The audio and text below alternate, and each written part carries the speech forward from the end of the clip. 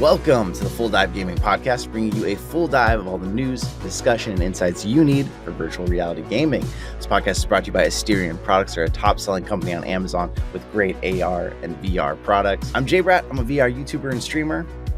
I'm Nat Bratt, a VR enthusiast who's developing better Spanish skills in VR. Nice. And I'm Lipnox, a VR YouTuber who loves Quest 2 titles on SideQuest and App Lab. Hey, if you're out there and you're listening, you know our podcast is here to keep you up to date in the VR realm. We answer questions from our communities. We talk about some of the latest, greatest VR news, although this week's news is all pretty controversial. I don't know if I'd call that the greatest thing.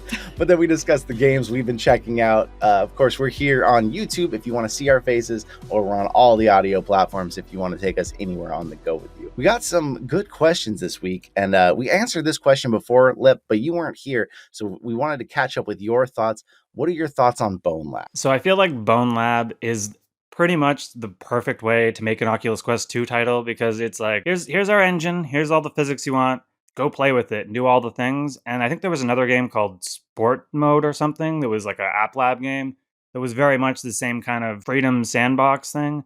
And that being said, when I played Boneworks on the PC, they have this sort of structured story mode thing you have to go through to unlock things, to be able to do these sandbox modes. And honestly, I just wanted to go to the sandbox the whole time. And I was not enjoying Boneworks because of that. And it was like, do these physics puzzles. And I was like, you know what? I don't really want to play Portal 2 right now. I want to mess with the physics in VR and do cool stuff. And Bonelab just seems to cut out the stuff that I don't want and only have the stuff I want. I'm still a little bit cautious about the optimization of the Quest 2 because, you know, when you're dealing with such complex physics like that, you know, it's like, how many enemies can you have on screen? You know, what are the graphics going to look like and things like that? But with such a big title that's clearly got money and hype behind it, I feel like Bonelab is going to be the staple for that kind of sandbox, almost like Gary's Mod experience on the headset when it comes out. Yeah, it looks really good. The trailer, although I do wonder, you know, is that trailer that we've seen, was that all Quest footage? Is it going to look that good on the Quest? Because we are seeing in some of the more recent trailers of like Red Matter 2, people have gotten really good at getting good graphics on the Quest, but it makes me question, you know, that it wouldn't be the first time we've been shown really great footage and then you get in the Quest and it's not quite that. But I do worry, just like you said, is it going to hold up the frame rate? Is it going to be able to really look good and be a good experience? Because if this becomes the new Walking Dead Saints and Sinners of Quest, I want to be able to put my friends in it and show it off as like, this is the best thing Quest can do. But the last thing you want to do is put someone new in and the frame rate's dropping and they get sick. Yeah, or there's like issues with like things clipping where the tracking can't keep track of everything because it's overpowering the headset. But I'm pretty sure Bonelab is a Quest exclusive though, isn't it? I thought it was coming on PC as well, but let me check on that. Yeah, because that was the one thing that I thought it was like, basically it was like a refined version of Boneworks for the Quest because they knew they just couldn't get the game to run on Quest. Coming later this year to Quest 2 and PC VR. Okay, so it is PC as well. It'll be coming. All right, yeah, and that's that makes you worry. Probably could be getting on the Quest 2 then, or I mean on the PC then, because you want that full experience. Oh yeah, and the modding capabilities too will be way better on PC. Oh gosh, yeah. Speaking of mods, well, we'll get to that later. Nat, we had another question, and this is something that you and I have been exploring pretty heavily, so I'll be interested to hear what Lipnox thinks on this. But Block asked, if we rate 2 Quest 2 audio products from best to worst, and that includes stock audio, what would we say is the best one we've tried, and what would we say is the worst one we've tried? And now I think this might throw you for a loop, Lip, but I would say personally the worst thing is obviously the Quest 2 stock audio. I don't like it. I think it just doesn't get loud enough for me. It's a big part of why I don't like it. Nat, which headphones are you enjoying the most that we've tried? It's really funny because I feel like, we had those ones that were just from, what is it called? The ones that were just like kind of homemade 3D printed ones. The pretty good 3D off your speakers is what we use the most. Yeah. Yeah. Those were surprisingly good, even though there was some assembly required. But we tried the really expensive ones, like the VR ears. Yeah, we tried those and I was super impressed and really liked them the first time I tried them. And then I tried them again and they hurt my head. I don't know what it was at the second time. Maybe just I was so impressed the first time I didn't notice. But it like pressed on my head, gave me a headache, felt terrible. And no matter how good it sounds, if it hurts your head, we don't want that. So Yeah, the like 3D printed, ones were pretty good.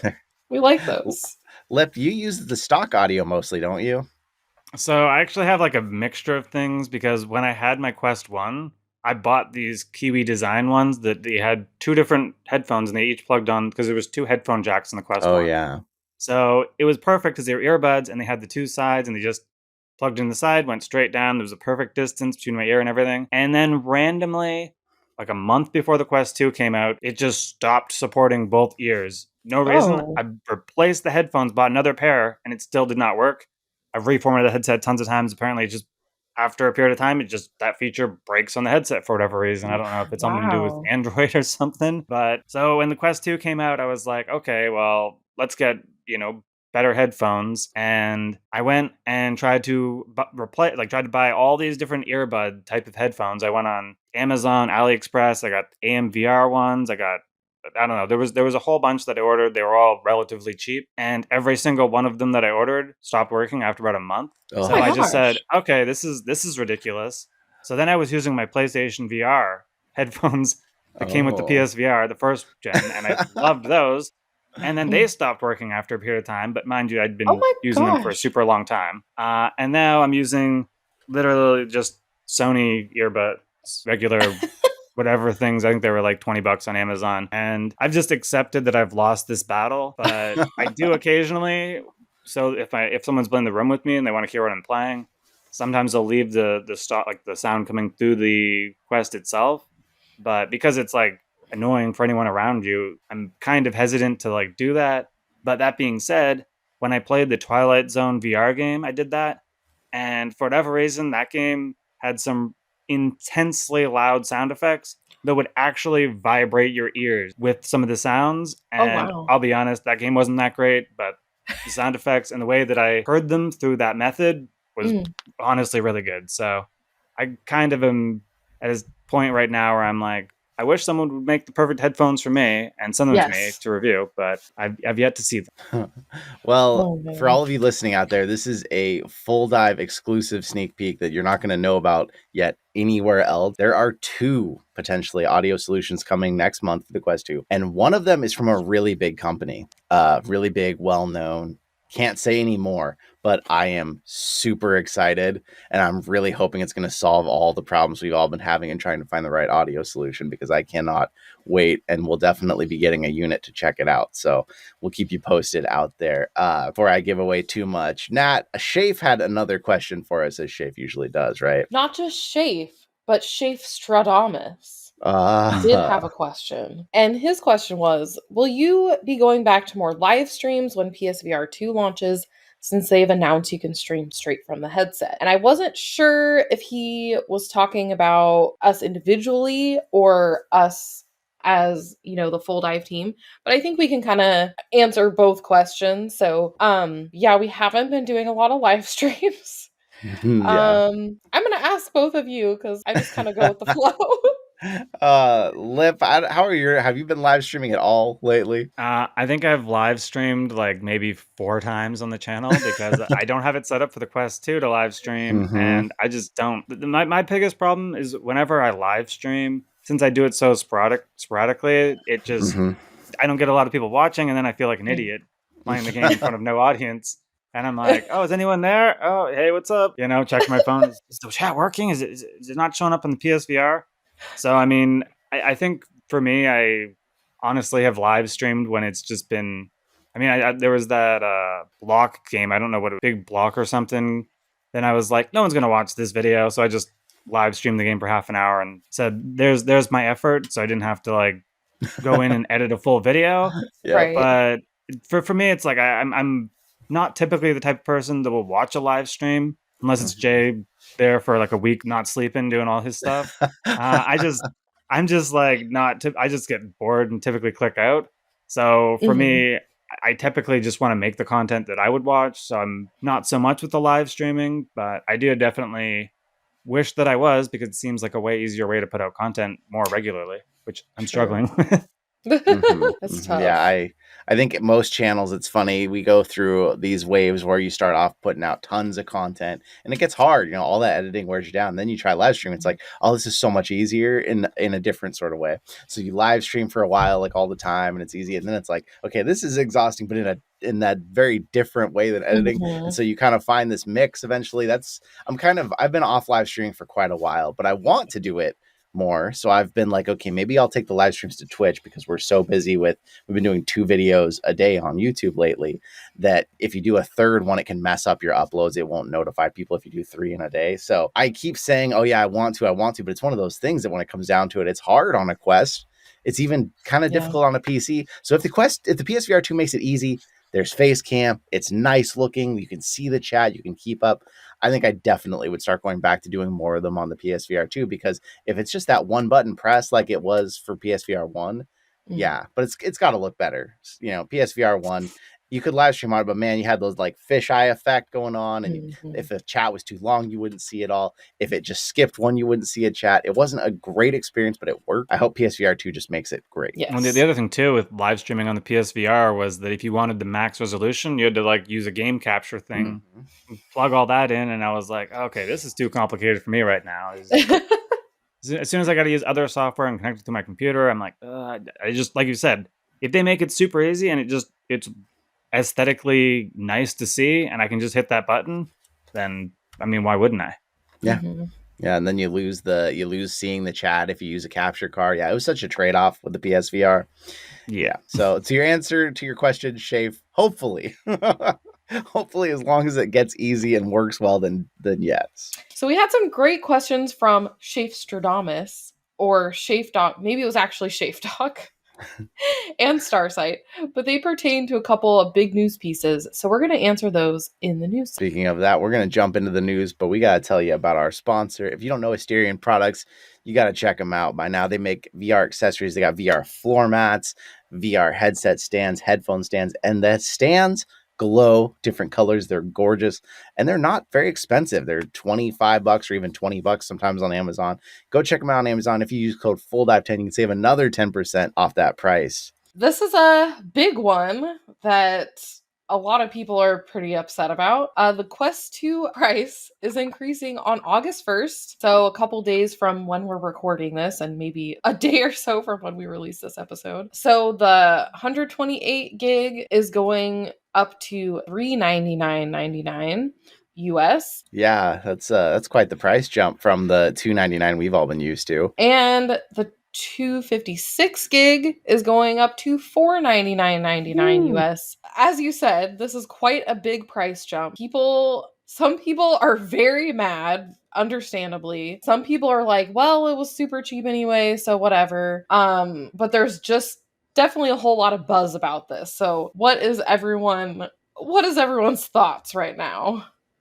Yeah, this news came out very suddenly, and it was like, hey, you have 5 days till the price hike happens August 1st. It will have gone up in price. And I dropped a video on the JBrat channel, like first thing when I heard about this, and said, go buy your Quests.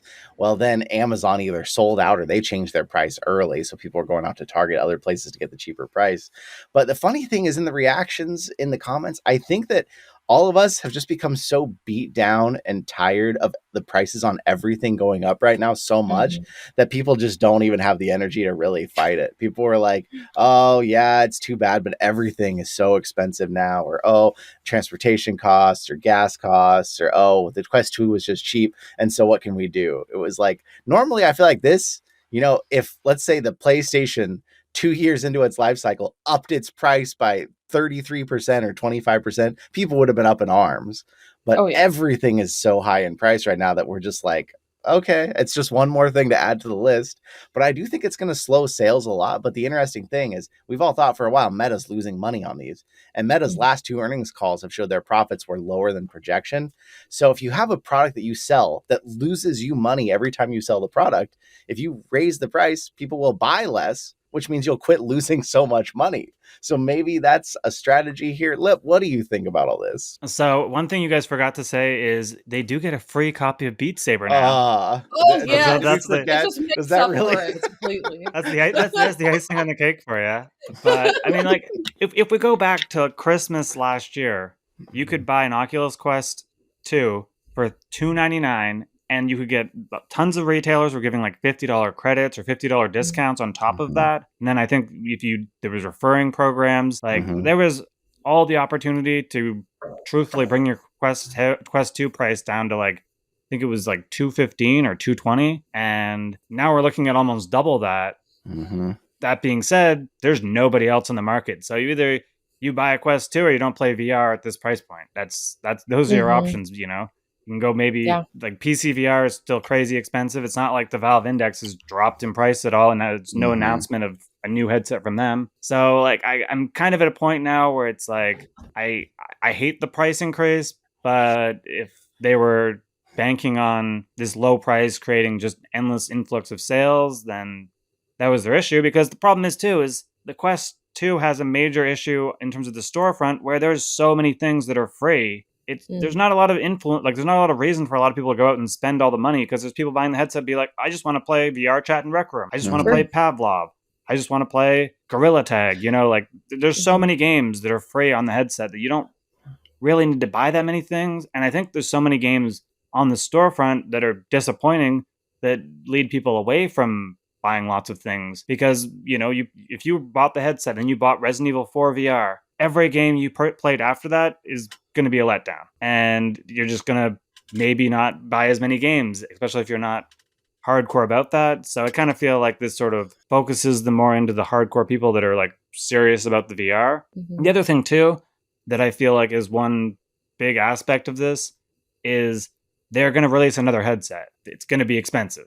The bigger price difference from that headset to this headset is going to be the difference maker for that headset succeeding. And, you know, like a lot of the consumers that are, you know, upset are people that already own a Quest 2. And it's like, your Quest 2 is now worth more money if you want to buy this new headset. If you want to resell your Quest 2 is now worth more money towards that new headset. You already have your Quest 2. So I mean, like, there's definitely reason to be upset, but at the same time, I mean, we've had 2 years to buy the headset. Didn't buy it yet, then it sucks for you. And I mean, like, it sucks for me too, because I was hoping to get another headset for here, so the kids could not use, like, I've got the Quest 1 and the Quest 2, but the Quest 1 is just showing its age big time now. Yeah. And we wanted to get another Quest 2, and now it's like, extra $100, which in Canada is like an extra 100 bit. And it's just, you know, at this point now, it's like I'm just waiting for them to release a new headset, and I'm just not going to sell mine, and that'll be how I do the cost like that. But it sucks because, you know, I was definitely in the market to buy another one. Right. Yeah, and it's so funny because I feel like Meta just keeps doing these weird things that other companies don't do. At least for, you know, you think of a VR headset as kind of a gaming console. And if you think of it that way, it's like, okay, gaming consoles do not come out with a Gen 1 and then like immediately come out with a Gen 2 at the same price or lower cheaper price, actually. And then just completely not have hardly any support for the first gen. And now they're doing this weird thing where they're upping the price 2 years later, which most gaming consoles would stay the same, if not lower the price by now. So it's just very strange. But it's Meta. They do what they want, I think, because, you know, they have the money. But yeah, it's strange. Is anyone thinking, does anyone else have tinfoil hats like I do and are thinking that they're lowering the price because now there's not going to be the Facebook login required for the headset with all that data? All that sweet data. The timing on it was a little too close. I saw a lot of people saying that. It's like, it's the same day that they're switching over to Meta accounts and you can unlink your Facebook and all this and that. So people thought that was a big reason. One point I wanted to bring up before we get too far into that, though, because you brought up that this is a weird thing in gaming consoles. This is kind of unprecedented in the tech world. But an interesting point is this is very common in like big box retail. What a store will do is like Walmart, they'll put a new store location in some town that's never had a Walmart, and they will run that store at a loss. They'll keep prices really low, and they will wipe out all of their competitors in that town. And once that's done, they jack all the prices up. And that's almost what Meta's done with the Quest 2 here. They brought it in, they made it extremely cheap, and once every other VR headset out there couldn't compete anymore, now they're like, okay, we'll raise the price now that we own the landscape. So it's probably the way. That's the reason right there. Yeah, that I makes think sense. You just nailed it right there. Yeah, it's not uncommon, and it's really awful to see that happen because it's the same thing that wipes out small businesses, and it looks like what's happened to the VR landscape. But I do think the Facebook requirement thing is they keep saying it had nothing to do with that, but the timing is really close. It's hard, and we actually had some questions from Shafe. We said we were going to mention here, so actually, Shafe was in the same boat as you. Said, are you buying Meta's reasoning for the price hikes, or do you think there's just needing to offset the cost of developing their future content? Is it more based on an expected loss of revenue from the removal of the requiring Facebook to use a Quest? And of course, something that Lip hit on earlier is the next headset going to cost so much that they need to boost the cost to make it not look like such a huge transition. So Shafe's definitely on board with all of the tinfoil hat ideas and all of the worries here. But the last thing Shafe asked was, since raising the price, should they sell the Quest in different colors to make them more appealing? Yeah. Oh my gosh, I love that. I feel like that actually would be pretty cool. I don't know how much it would cost them to make it in different colors, but it might be like, at least, I mean, they have the little thing of, oh, you get Beat Saber for free if you buy it. But I think if they had it in different colors, people would be like, oh, well, I can get it in a cool color. So I feel like that's worth it. Or at least, at least it's kind of cool. So I'm instantly picturing now the Vader collection with some sort of Vader themed headset. Yes. And they could be like, instead of getting Beat Saber for free, you get these Star Wars games for free. And like, I feel like that's a great way to like offset the cost, because it's like, oh, we're getting a special different version and we're getting free Star Wars games. Like that seems like a win in my eye. And if they're already getting buddy enough to have all these Star Wars games, I'm sure they can work that one out. Yeah, that would have been really smart.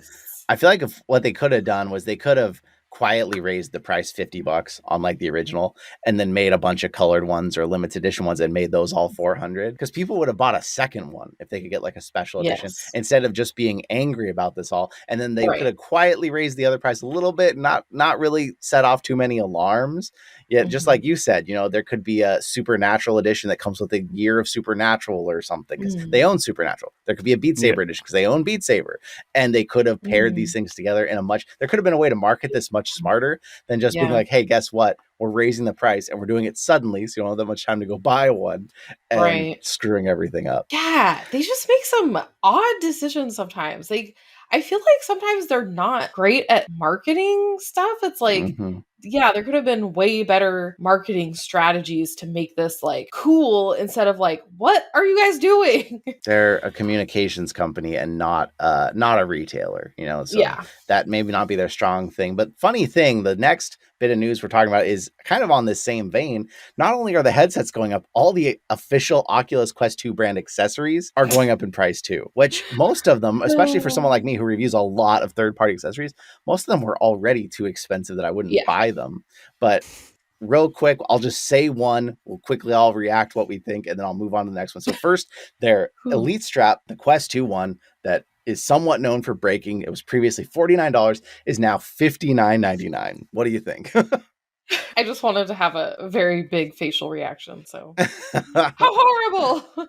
Yeah, $60. I mean, does this affect you? I would not use that Elite Strap if you gave it to me for free, so I could care less about it. That being said, it's because I wear Halo straps. I am questionable about its quality in terms of the Elite Strap breaking, but the reason for that is because I wear the Halo straps.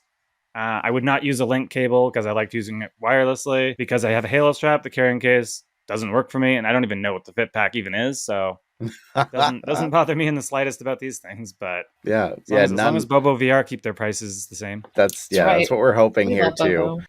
And basically a funny thing, because you mentioned all of them are going up, so most of them about $10. So if you now want the Quest 2 Elite Strap with battery, instead of 110, it's 120 basically. But the link cable was previously $79, and it's just going up to $79.99.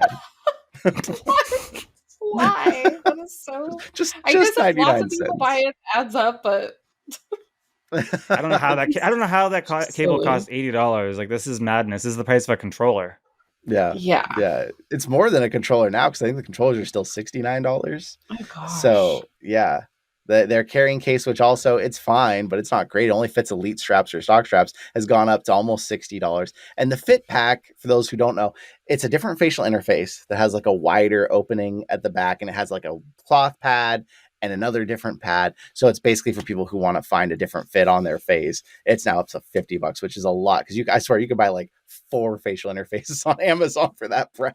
I I was wonder gonna if say they're even like. the Go ahead. even that expensive one that they were giving out when they had the face rash thing was cheaper than that. Yeah, by a Oh lot. my gosh. Yeah, It's so just hilarious because it's like all the prices for the accessories are way too high. Like other companies have way cheaper accessories that are better. And I wonder if this is where they're trying to kind of like offset their really low price for the Quest. But it's just like, and I guess, I mean, we've seen with like companies like Apple, they can have like as high prices as they want and people will buy them because it's Apple. So maybe they're just kind of banking on that, like, oh, people will buy these even though they're way too expensive because it's like the Meta brand or something, or people might think it's better because, or better for the Quest because it's like specifically the brand and stuff. But yeah, if you're that person, don't do it. Their prices are way too high for their accessories. You can get way better accessories from other companies. Bobo VR, AMVR has some good stuff. Bobo's our favorite for accessories. Don't And get Kiwi that Design's pretty good too. Kiwi's got Kiwi some is good great. ones. Yes, thank you. We use their grips. Yeah. Well, if you're out there and you're like, oh, well, I'm going to save money on all this by buying a refurbished headset directly from Meta, they're raising the prices on those too. So the $249 refurbished 128 gig is going up to $349.99, and the 256 refurbished that was $349 is now $429.99. So you're not going to save a whole lot going that route either. You're going to be paying more for a refurbished one than you would have today for a brand new one. But by the time this curious podcast now. comes out. Like looking at those refurbished things, do you think that this huge price increase could lead to more people looking for used Oculus Quest 1s on the market that want an entry price point that can't afford to pay? I mean, $429 is a pretty huge amount. Even $349 is a huge amount for a used product. It's like if you looked at it and you're like, oh, for $200 I can get a Quest 1. You think that people would go for that? I think that both the Quest 1 and the Quest 2 have just gone up in value because of this. I don't think as much for the Quest 1, but I think like if you had a Quest 2 that you were thinking about selling used anyways, now it's like hold out 2 months till people are, starving for that low price and sell yours for more than you even paid for it 2 years ago. It's just wild that this is happening like this. I was gonna say, especially if you got these super luxurious accessories. True, yeah, you pair those things. You're selling this thing for $1,000. Yeah, and this is controversial. It's not nearly as controversial as something VRChat did. Lip, do you want to tell everybody what's going on? And I've been a little out of the loop, so tell me exactly what's happening, because I've barely even caught up on what's happening in this community. So this has been like an ongoing thing for the past week or so. Basically, VRChat went out and announced, we're stopping all the mods. All the modding things, we're stopping it. They've implemented this easy anti-cheat system, which scans your system if any programs are running that could do anything. Their reasoning is for safety reasons, because honestly, there's a lot of people on VRChat doing bad things. The main concern people were having was that you would spend all this money and time and effort into making this super awesome custom avatar, people spending $300+, and then someone could have this modding program and just click a button and rip all the assets from that. They change a couple things, now it's their avatar. And honestly, for the hardcore people that are in VRChat, that was a big deal. So they basically were like, we're going to just get rid of all the mods.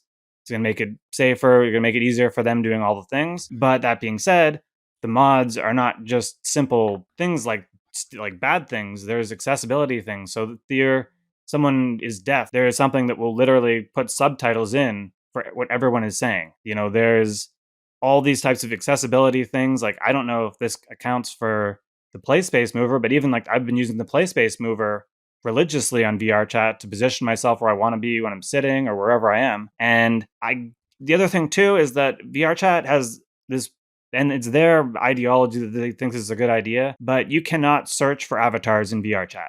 You have to find them in the worlds. So if I want a very particular type of avatar, it can take me 5+ hours to find it searching through worlds, and I'm probably not going to find exactly what I want anyway. Whereas this search function was just perfect and made it really easy to do that. Now, after this, they were review bombed like crazy on Steam and showing mostly negative now, or overwhelmingly negative now on Steam for VRChat. So their response was, okay, you guys are upset about these features being removed. So they're going to work towards getting these types of accessibility features in. But the timeline for VRChat making updates is so slow. They barely do anything when they do an update, and it just sort of feels like this app has been out for so long. These types of accessibility features that have been part of mods should have been there forever ago. When they finally fixed the camera, it took years of the camera being broken before they fixed it. Now it works really nicely now, and it even works on the Oculus Quest. But it definitely seems like with this type of news that they are definitely gearing towards VRChat being more for the Oculus Quest platform and less focused on the PC platform. Because the PC is where the mods are, basically. And mods don't include custom avatars. People can still use any custom avatar they have, or does this disable some custom avatars? So it doesn't disable the custom avatars at all. But some of the custom avatars had modding features which gave them additional abilities for their avatar. I never had avatars that had that function. Truthfully, with the modding thing, I mostly just used it to search for avatars because it would require me to reinstall the program every single time, and I was like, this is a pain. But another thing too, the mods were doing, like, you can only save 25 avatars in VRChat. With the modding program, you can save every single one. So it was like, and I mean, 25 seems like a big number until you're like, oh, well, I want to have this version of Link and this version of Mario and this for this reason, this for this reason. Then you're like, oh, well, I have nothing. Now I'm deleting them all. And because I have so few of them to pick between, I'll just wear my custom one every time and not use any of them. So that kind of bothers me in that regard. But I think that at the end of the day, the player base hasn't left VRChat, so it's probably not a big deal for them. But not something that I support. Yeah, well, it's just like I have this cool toy, and I love playing with this cool toy, and it's like now they're like, well, you can't have that cool toy anymore. But at the same time, I remember being a kid and having the Game Shark for the N64, and that was a cool toy. You could do all these things. You could play Ocarina of Time with Link in a black outfit. Like, you could mess with all the games. If you had Action Replay for the GameCube, you could get all these Animal Crossing games on the GameCube. For the NES games, like, you could get The Legend of Zelda, you could get Super Mario Brothers, and like, they weren't just like half-assed versions. You could literally connect these to your Game Boy Advance with the GameCube link cable and load these onto your Game Boy Advance and then take them on the go and play these Zelda and Mario games on the go, which were only available otherwise if you won some crazy tournament thing to like one player got this code to be able to actually play these things officially. So it's like, I feel like I was breaking the rules to have these mods in the first place, but at the same time, it's like, you're taking away my toys, and after I've been playing with them for so long that it just feels like suddenly VRChat has been downgraded. Right. Yeah. It's an interesting thing they've done here, and Starsight's question in here was opinion on this update, so we're obviously landing on that. But the thing for me about VRChat is the only problems I've ever had have come from obviously the people in it, but then some of them with their edgy or even straight up racist avatars they're wearing. And that it sounds like this isn't doing anything to address that. And those are the only problems I've ever seen. So it's like, maybe they're targeting the wrong issues here. I'm just surprised to hear they're doing this. And again, like, the last time I was in VRChat, I had 4 teens who thought they were being edgy show up in these outfits that are obviously not okay to wear and throwing a bunch of slurs around. And it was like, no, this update, this would still happen. Like, what, this doesn't change that. So yeah, I think this is another weird choice we're talking about this week. Yeah. I was just going to say, I think it can be hard with big programs like this, like a big app, like, obviously YouTube is like huge, but like, I know YouTube has a hard time sometimes with things like, okay, there's this big problem, but we're not really sure how to fix it, so let's try this. And then it causes all these other problems where people, hate it and it's messing with stuff. But like, it can be hard, but like, maybe ask the community that's going to be affected by this and see like what their ideas are. Because there's so many people in VRChat. I'm sure there's people that could have some ideas that might be helpful and not, take away all this functionality that people enjoy. So yeah, or rely on, it sounds like. Yeah. The accessibility thing's a big, that's horrible. Yeah. That's messed up. I don't know. They could have easily gone to the people who were doing the mod things, and like several of those modding programs required you to like pay for VRChat's Plus program to unlock its full features. Like they were helping VRChat. Mm-hmm. They could easily gone to them and been like, oh, we want to incorporate some of these features into our program. How do we do it? We're going to get rid of modding, but we're going to give you these features that this modding program's giving that are not messing with things. It just, I don't know. Right. It all comes down to this thing where I feel like the people that run VRChat have this perfect image of what they think VRChat is, and anything that doesn't fit in that bubble of that image, they're like, we hate this, and they want to stop it. That's so many things in the world I feel like that are like that that we're touching on. Oh, definitely. We're gonna keep you all posted out there as more develops on this, and we'll talk about some VR games and game related things that also have to do with VRChat. But we got to tell you one more time: if you don't know Asterion Products, go to AsterionProducts.com. Code FULLDIVE is going to get you $5 off anything $19.99 or more. So if you want to get one of the cool VR headset stands we use, if you're on YouTube, you can see one of my custom ones glowing in the background over there on my new shelf. Definitely check them out. But we got to tell you about VRChat a little bit more. Lip, this new documentary just dropped.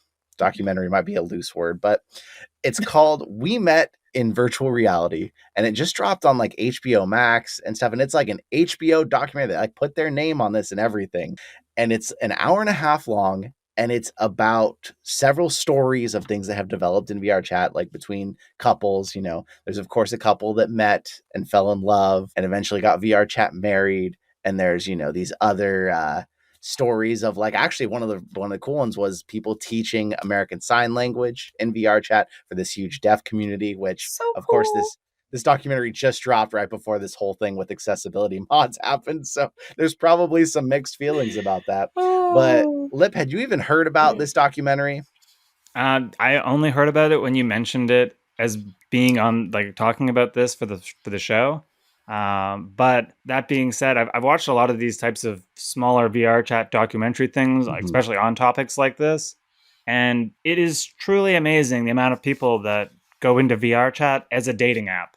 And that's what they do. And unfortunately, that leads to a lot of very toxic relationships and a lot of pretty depressed people. But at the same time, I mean, you can do all the things, and going beyond the documentary part, I met my girlfriend in high school and everything, but we were like living far away from each other when we started talking again, and that was the way we connected. She went and got Oculus Quest 2. We went into VRChat, and that was how we were getting that extra connection and hanging out, was having the VR. Now, we didn't meet in VR in the first place, but since we couldn't meet in person, we met in VR. And honestly, it wasn't as good as seeing them in real life, but it is way better than just chatting on them playing Call of Duty or playing whatever. You can literally see their hands movement, they're there. Right. Yeah, it feels like you're really there with them. Yeah, definitely different than like talking on the phone or something like that. Yeah. You can actually like have experiences together, which is huge. So yeah, it's funny that this documentary was called We Met in Virtual Reality because it was only about VRChat. So I feel like it should have just been called We Met in VRChat, but it was pretty cool. And they, showed, of course, like the positive side. I guess maybe not, of course. They could have showed like you were talking about the toxic side and like, not good relationships coming from it. But I think the point of it was supposed to be like, look, VR, people can go in VR and have sweet relationships and fall in love. So that was nice. But yeah, I was super interested in the part where they had like the deaf community and like people teaching sign language. That was so cool. I really love sign language. And so that was really cool to see. And I was really impressed with like people could actually do sign language in VR because like you have to have like pretty specific hand movements to be able to do sign language. So I was like, how is that even possible that they can make all these hand shapes? So I'm not really quite sure how they did that. I can answer that for you. Yes. Basically, there's a world that someone made, and there's literally like an avatar that's doing the animations in front of you, and it's full alphabet, full dictionary, and it shows you their avatar doing the exact animations, and they've built a version of ASL for VR because with VR you can't move every finger. So you can't do every single sign language thing as it appears in real life. So there's actually an alternate version of sign language specifically for VR right now. Wow. And if you go to this world, it's super easy to understand. You literally hit the play button and they do the sign language thing. They tell you exactly which buttons to press. And if you got the patience, I mean, it's well worth going in there and learning sign language. That is so awesome. I love that. And seeing the sign language in the documentary, like, I'm not fluent by any means. Like, I know like pretty basic stuff, but the like sign language that I saw, like, it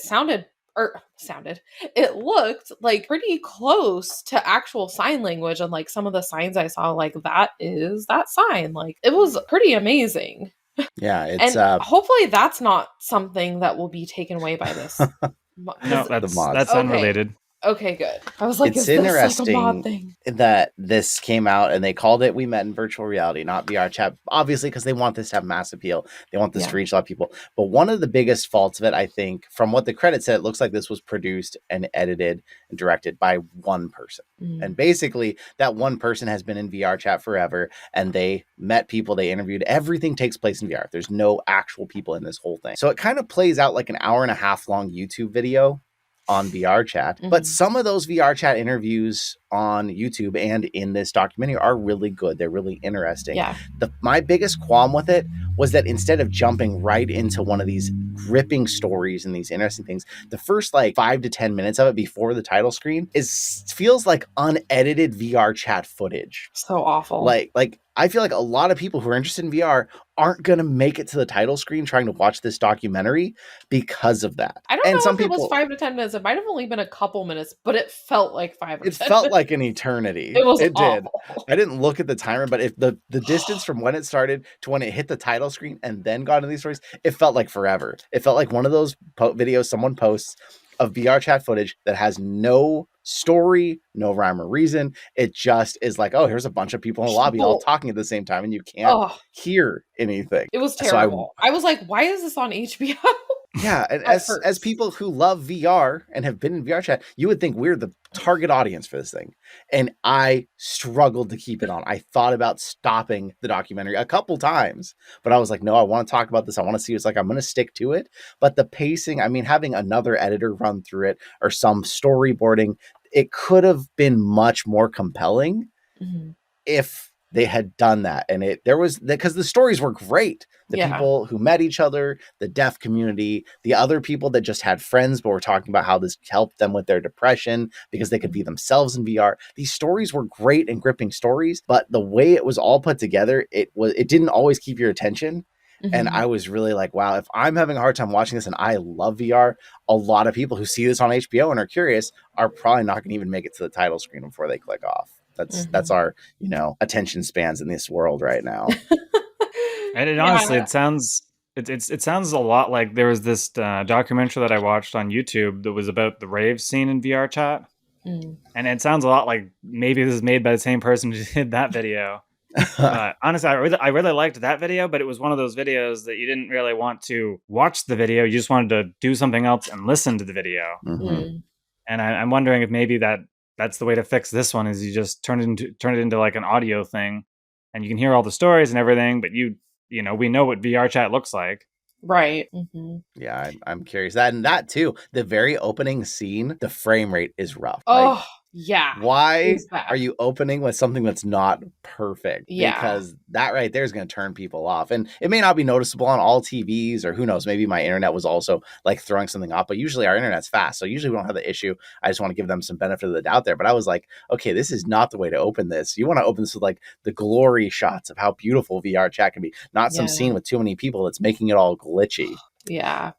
If you're out there and you love VR, I would say try to watch it or skip to the title screen and then watch the rest. Because there was some interesting things, but I do fear that this won't do as much to help the industry as much as maybe, give those VR haters a little more fuel for the fire of like, oh, well, that documentary sucked. I haven't looked. I'm going to see what the Rotten Tomato score is or if there is one. Oh. Because now I'm curious. Rotten Tomatoes, it's high. It's really high on Rotten Tomatoes. Wow. Oh, well, a 93% from the critics and a 71% from the audience. But then I'm surprised the IMDb is critics like, would give it such a high score. What kind of critics are we talking about here?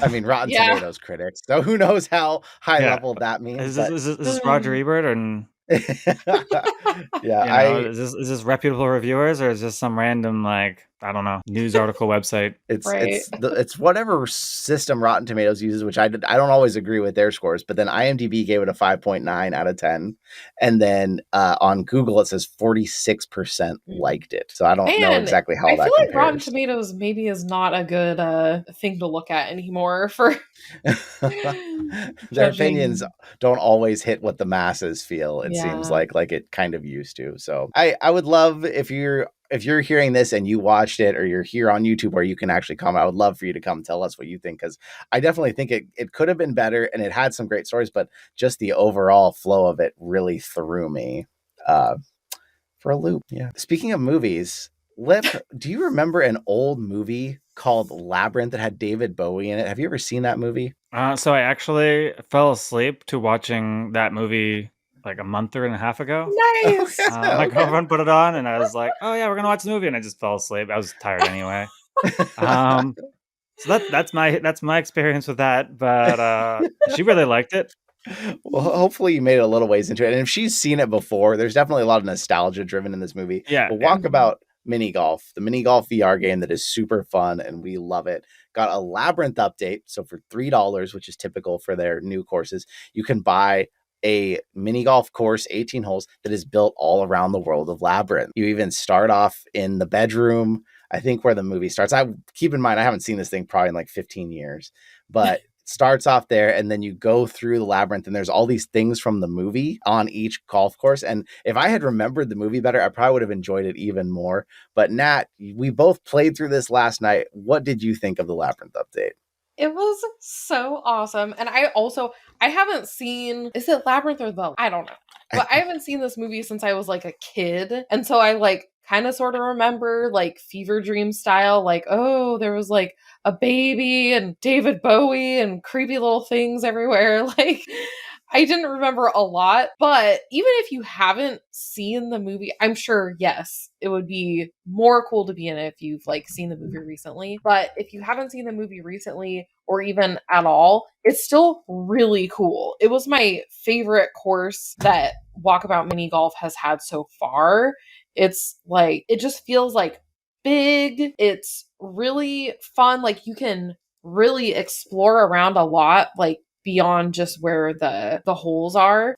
So that was really cool. There's all these cool characters everywhere. I know it's mini golf, so it doesn't really make sense, I guess, that you could interact with the little characters, but I kind of wish you could, because there's some cute little characters. Most of them are creepy, but there's some really creepy spots that are like dark and scary that were really cool. It's a really great one, and they have some really cool holes that are like challenging. Yeah, it was my favorite one so far. It's awesome. It's great. I love it. It really catches the vibe of the movie. Yeah. And although, Lip, you didn't get to watch enough of the movie, if you consider checking this out, I'd say watch the movie again and then go play through this course, because you'll get a lot more out of it if you remember the movie better. But if for any of you out there who haven't, and I don't know actually if you have it yet, Lip, but if you don't have Walkabout Mini Golf yet, I would say that is like becoming one of the essential games to have on the Quest 2. So I bought the game with my own money like a year and a half, or I don't know. It was a long time ago, and when I had one of those 30% coupon things, and I have still to this date never actually opened it. No! Oh, it's so good. I've only actually purchased like 10 games for the Oculus Quest 2 with my own money. Gosh. Everything else has been just free code. So I'm like, this is what happens when I buy the games. I'm like, oh, since I bought it, I don't feel like I have to do a review. So then I don't play the game. Right. And then and then I'm like, oh, okay, well, on to the next thing, and I forget about it. I don't know. We should all get in like sometime. It's so much fun. I would love to. We have to now because Lip hasn't. So we're going to schedule that. I want to schedule this next week, honestly, and get you into this game, because it was one of those things. I kind of slept on it for a while too. I didn't buy it or anything, but like I'd heard people talk about, PewDiePie talked about it on his channel, how he plays with his family and how good it was. And I was like, man, if people that, he likes VR, but like if it's that big, like that many people are talking about this, I was like, we got to finally try this. And once we tried it, we were hooked. It's is so fun. Addictive. It is really fun. Like we played the Labyrinth course last night. I was like cranky. It was hot. I was like, man, I'm tired and hot. I don't really want to play it right now. But you get in and it's just like, wow, like it's so much fun. Like you forget all your troubles and crankiness, and it's just a great time. It's so much fun. Yeah. So I'm curious before we move on to the next thing, though. We're gonna play it. Do you? So I don't know if you guys have seen Zen Pinball, but Zen Pinball kind of started off with just their own tables, and then they went in and said, okay, now we're gonna do all these other types of tables that are all like movies and comic books and things like that.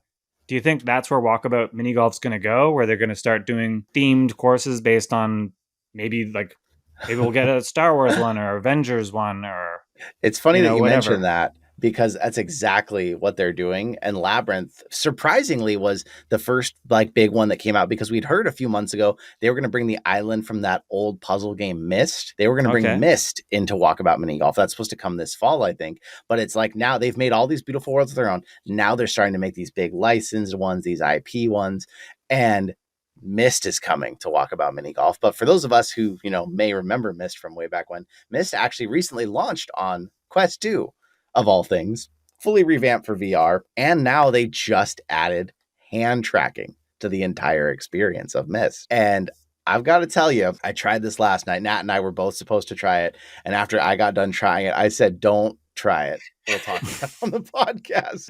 Have you done much of the hand track stuff on the Quest, Lip? I've done lots of the hand tracking stuff, and I would love to say that my hand tracking experiences were amazing, but they were not. And there's some that are good, but even the best hand tracking things still seem to have some level of issue. The only one that I would say was like pretty much flawless was the Forever Darts game, but it was because they followed the rules of hand tracking. You have 4 cameras in the headset. These cameras need to track your hands. So a game that you're throwing things in front of yourself is going to work real great because you can track your hand really good there. As soon as you put your hands down, you can't see your hands anymore, and it stops working. And so many of them are like, oh, like the Waltz of the Wizard has this weird, like, you almost like Spider-Man. You're like going like this to Spider-Man shoot, teleport points to walk to on the map. Every single one of them struggle with how to move around, and it ends up being one of those things that if your game requires lots of moving around, which I imagine a game like Myst would require, you're going to be so frustrated. And I can't even imagine trying to like press things or trying to like turn things. I feel like that's just not going to work at all. Oh, without playing Myst, you've nailed on every issue. So Myst is on a puzzle island. You have to move around and do puzzles. And I didn't try it with teleport. Maybe I should have, but I like locomotion. Myst has locomotion. Why would I not use locomotion? So if you want to move in Myst, you point your finger out the direction you want to go, and your avatar moves that direction. Now imagine there's also puzzles that have buttons that you need to reach out and press. What's going to happen instantly in this game? Oh my God. After like 5 or 10 minutes of playing in it, it's weird because it starts off like there's a tutorial. Like this tutorial shows you how to move forward, but then either I accidentally skip the rest or it just ends. I never learned how to turn. So for the whole time I was trying to figure out how to turn, and it seemed like if I put my right hand out and made a fist, I would turn right. But if I did that with my left hand, I wouldn't turn left. And sometimes if I moved that right fist to the left, it would sometimes turn left, but barely ever. So it's so finicky with the hand tracking that it's not the right game for it at all. They made it so you can play the whole game with hand tracking. And if you can, you are a greater person than I am, because I barely could suffer through 10 minutes. And I couldn't imagine actually trying to do a puzzle. It's one thing walking around an island and exploring the beauty with this glitchy freaking movement. But if you needed to get a puzzle done, no, it's terrible. You can't even position yourself in the right spot to do the puzzle and then reach with your hands and touch everything. It reminded me how hand tracking, how not ready it is yet, because some things do a great job, like the line, this like VR documentary, and everything's in front of you. You reach out and grab things. It did a really good job. Myst, terrible example. I would never put anyone in this with hand tracking to show them the ability of hand tracking, because they'd be like, this sucks, and I hate it. It was just bad. Oh no. Yeah, I feel like with hand tracking right now, like you need to put people in a box that their play space is how they move around. and let them play with things in that box with hand tracking. That's why the hand tracking simulator game, it's not, the hand tracking in that game still doesn't work perfectly, but I feel like that was a really good app if you wanted to play with hand tracking because, well, things actually work. Mm-hmm. But it's just, to me, hand tracking it's a fun way to navigate the menu systems if you don't know where your controllers are and you want to just go on the Oculus store and start downloading something. But outside of menu navigation, you know what? I did find one thing that I actually loved with hand tracking. So there's a secret. This is kind of like a secret thing. But any game that you sideload onto the Quest through like Android games, if they have any sort of like touch controls, well, the touch controls still work as like a pointer thing. So what I was doing was I was playing Knights of the Old Republic, this classic Xbox Star Wars game, and basically there was touchscreen controls and gamepad controls. So I had my gamepad all linked up, but then if I wanted to, I could like still touch things on the screen with my like hands by just lifting my hands up off of my Xbox controller and like hitting them. And it was this weird combination of two control schemes that was amazing for me. But outside of menu navigation, I wouldn't really recommend hand tracking at all. Yeah. This Myst really demonstrated that well. It was rough. If you're one of these people out there who they tried. If you're someone out there and you managed to do it, you managed to get through Myst with hand tracking, or you think hand tracking is just great, we'd love to hear from you on our Discord server. You can come join and you can tell us. Maybe you have some tricks, because I know one problem hand tracking has sometimes, people's carpets or hardwood floors a lot of times are like a tan color. And if your hands are pretty close to that same color, it's an issue. You need the contrast. You need to have like a dark rug or something that helps it see your hands more. So maybe you've got some tips and tricks. You can come teach us, or you can come influence the direction of the podcast and give us Q&A questions like we answered here from everybody out there. You can become a direct supporter on Patreon, which we want to thank our patrons. It basically supports all of the costs of the podcast currently. So everything from our sponsor can go towards equipment and other fun stuff to help us further the podcast. And if you're listening, come see us on YouTube, vice versa. If you rate, review, and subscribe, that's huge. A couple of you have now, and it means a lot to us. But we want to say thank you for coming out for another episode. And remember, if you're thinking about VR, what do you got to do? Dive on in. Dive on in.